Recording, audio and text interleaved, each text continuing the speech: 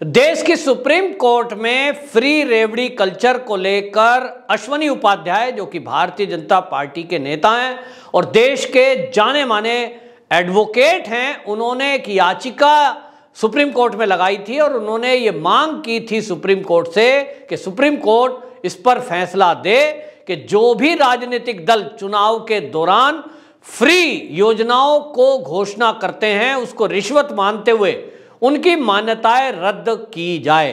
इस पर supreme court में सुनवाई हुई और आपको बताएं जो चीफ जस्टिस हैं एन.वी. रमन्ना और न्यायमूर्ति कृष्ण मुरारी, इनकी खंडपीठ ने इस मामले की सुनवाई की और कहा कि वाकई में मामला गंभीर है। देश की आर्थिक स्थिति को कमजोर करने के लिए इस तरह से जो फ्री रेवड़ी कल्चर है ये काफी नुकसान पहुंचाता है।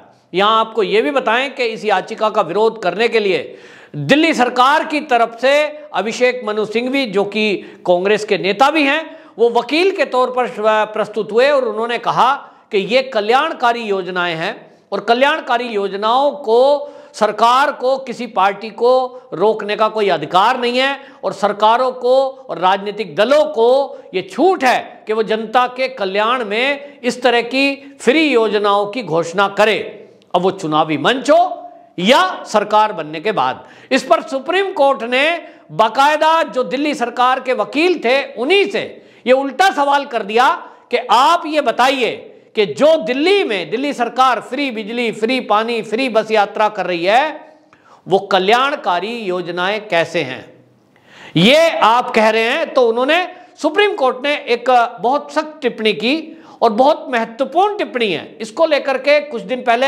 हमारे देश के प्रधानमंत्री नरेंद्र मोदी ने भी कहा कि जो फ्री रेवड़ियां बांटते हैं उनको इस पर विचार करना चाहिए और इसे रोका जाना चाहिए। तो मोदी जी की वो टिप्पणी और सुप्रीम कोर्ट में फैसला, उसके बाद सुप्रीम कोर्ट के जो चीफ जस्टिस हैं एन.वी. रमन्ना, उन्होंने टिप्पणी की और उन्होंने कहा मुफ्त की सौगात और सामाजिक कल्याण दो अलग अलग चीजें हैं। ये अर्थव्यवस्था को पैसे से नुकसान, एक कल्याणकारी कदमों के बीच संतुलन कायम करना होगा। सीजेआई ने कहा कि मुफ्त की सौगात और सामाजिक कल्याणकारी ये दो अलग अलग हैं, इसको एक दूसरे से ये बताकर नहीं कहा जा सकता कि साहब ये कल्याणकारी हैं, इससे किसी का कल्याण होता है। ये सामाजिक मुद्दा अलग है और उस पर उन्होंने ये कहा कि इस मामले में हालांकि सुप्रीम कोर्ट राजनीतिक दलों की मान्यता समाप्त नहीं कर सकता। ये देश लोकतांत्रिक है और इस लोकतांत्रिक देश में किसी को सजा के तौर पर राजनीतिक दलों की मान्यता रद्द करने का अधिकार नहीं है। चीफ जस्टिस ने कहा कि हम इसमें मान्यता रद्द करने की सुनवाई नहीं कर रहे हैं, लेकिन यह जरूर है कि इस मुद्दे पर हम चर्चा करें कि यह वाकई में कल्याणकारी है कि नहीं है और इससे पार्टियों को बचना चाहिए। उन्होंने कहा कि मैं किसी राजनीतिक दल की मान्यता रद्द या पंजीकृत करने की बात इस सुनवाई को नहीं कर रहे हैं।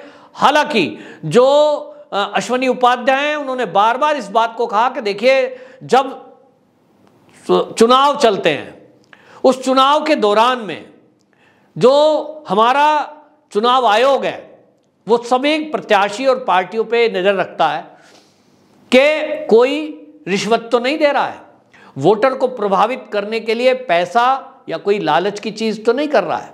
ऐसे बहुत सारे दृश्य आपने देखे होंगे। चुनाव आयोग की टीम बाकायदा चुनाव के दौरान में वीडियोग्राफी करती है और जो प्रत्याशी हैं उनके साथ घूमती है और बाकायदा उनको अब तो हर रोज अपना आय व्यय का लेखा जोखा चुनाव आयोग को देना पड़ता है। इसमें चुनाव आयोग ये ध्यान रखता है कि कहीं वोट लेने के चक्कर में कोई प्रत्याशी पैसे तो नहीं बांट रहा है।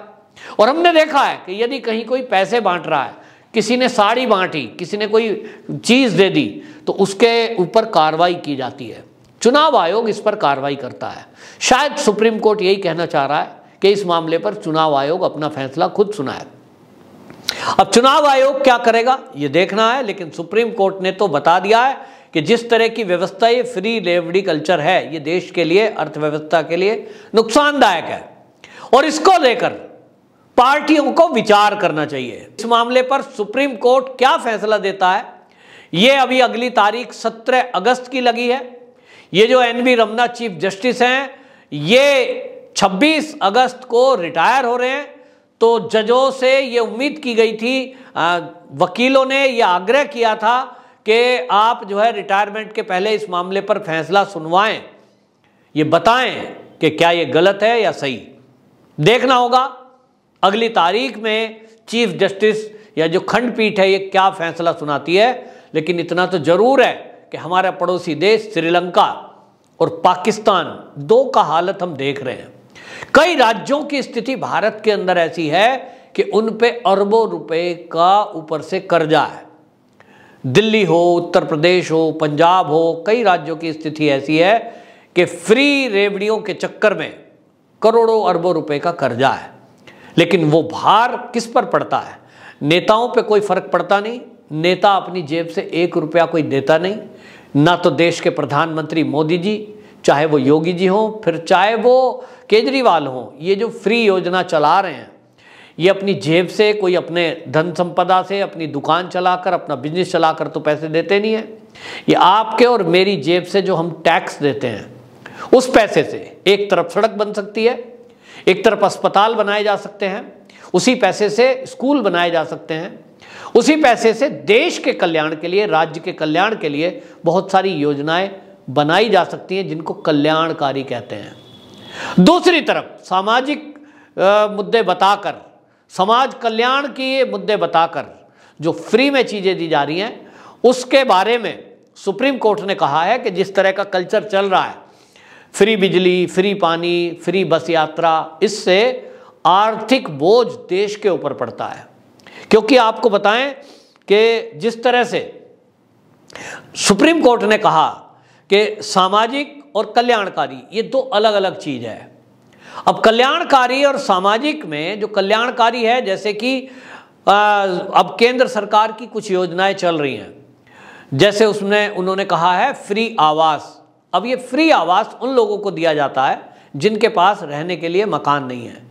सरकार का तंत्र इस बात का पता लगाता है कि जो एप्लीकेंट है क्या इसके पास कोई मकान रहने के लिए है या नहीं।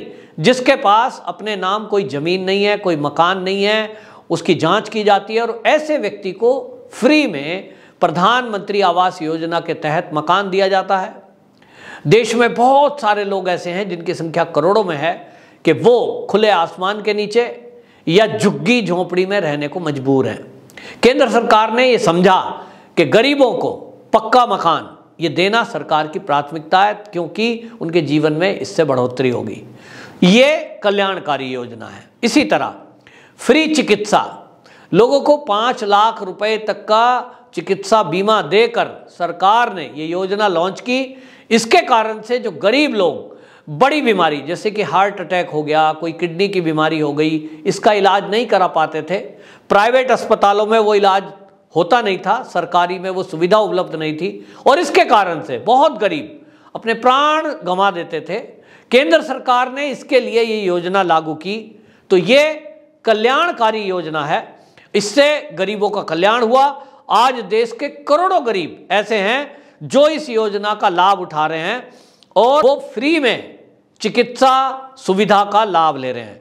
इसी तरह से फ्री में राशन, हमने देखा पिछले 2 साल से केंद्र सरकार और राज्य सरकार अपने अपने हिस्से का फ्री राशन वितरण कर रही हैं। ये किस लिए लागू हुआ? क्योंकि कोरोना में बहुत सारे लोग घरों में बैठे रहे, फैक्ट्रियां बंद हो गई, दिहाड़ी मजदूरी पर लोग नहीं जा पा रहे थे और ऐसे में उनके खाने के लिए भी उनके पास पैसे नहीं थे, सामान नहीं था। यदि केंद्र सरकार ऐसे में फ्री राशन नहीं देती तो आज देश के बहुत सारे गरीब भूख से तड़प तड़प कर मर जाते। ऐसी स्थितियां हमने हर शहर के अंदर देखी कि जो लोग ऐसे थे बहुत सारे जो सुबह मजदूरी पर जाते थे, शाम को कमा के लाते थे, वो उतना ही 10-20 रुपए का तेल खरीदते हैं, उतना ही चीनी खरीदते हैं, चाय पत्ती खरीदते हैं। मैंने अपने आसपास ऐसे लोगों को देखा है। अगर उनकी दिहाड़ी नहीं है तो उनके घर में जो है फिर वैसा खाएंगे, तो उनको चाय तक नसीब नहीं होती है। और इसलिए सरकार ने इस बात को समझते हुए उनको गेहूं, चावल, दाल, यहाँ तक कि तेल भी दिया और ये समझा सरकार ने, ये कल्याणकारी योजना है। इसी तरह आपको बताएं फ्री का गैस चूल्हा, बहुत सारी माताओं को लकड़ी बीनना, और जैसे बरसात के दिन चल रहे हैं तो उसमें तो लकड़ी गीली मिलेगी, तो धुएं में उनकी आंखें खराब होना, और कई बार लकड़ी नहीं है तो भोजन का ना मिलना। और तीसरी इसमें सबसे बड़ी गड़बड़ी ये थी कि महिलाएं ही ज़्यादातर लकड़ियाँ बीनने जाती थी, क्योंकि पुरुष कोई दिहाड़ी मजदूरी पे गया है तो महिला बेचारी जो है खाना बनाना है तो लकड़ी बीनने गई है, और उनका जंगल में शोषण होने का खतरा रहता था, और ऐसी कई घटनाएं सामने भी आई।